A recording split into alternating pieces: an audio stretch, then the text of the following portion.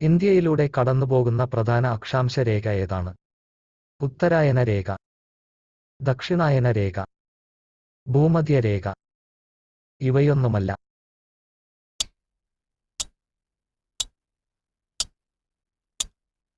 ഉത്തരം ഉത്തരായന രേഖ. മധ്യപ്രദേശിലെ പന്ന ഖനികൾ എന്തിന്റെ ഉൽപാദനത്തിനാണ് പ്രസിദ്ധം?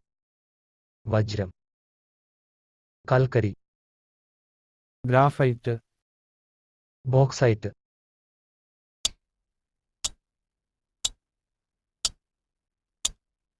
ഉത്തരം വജ്രം. ഭ്രംശ താഴ്വരയിലൂടെ ഒഴുകുന്ന ഇന്ത്യയിലെ ഏക നദി ഏതാണ്? കൃഷ്ണ, താപ്തി, കാവേരി, നർമ്മദ.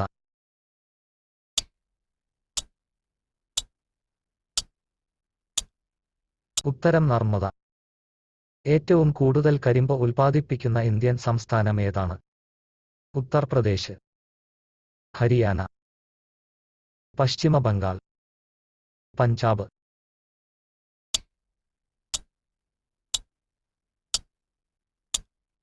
ഉത്തരം ഉത്തർപ്രദേശ്. ഭാരതത്തിന്റെ ദേശീയ നദിയായി ഗംഗയെ പ്രഖ്യാപിച്ച വർഷം? 2006 നവംബർ, 2004 നവംബർ, 2008 നവംബർ, 2007 നവംബർ.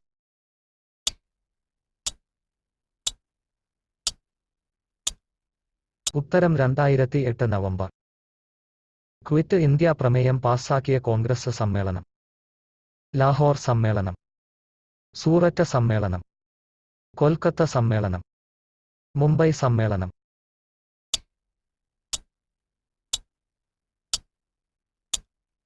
ഉത്തരം മുംബൈ സമ്മേളനം. അഖിലേന്ത്യാ മുസ്ലിം ലീഗ് രൂപീകരിച്ചത് എവിടെ? കൊൽക്കത്ത, കറാച്ചി, ധാക്ക, ലാഹോർ.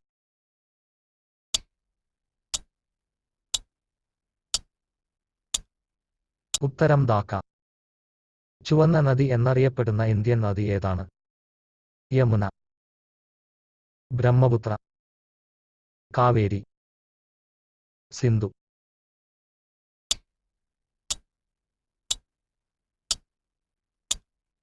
ഉത്തരം ബ്രഹ്മപുത്ര.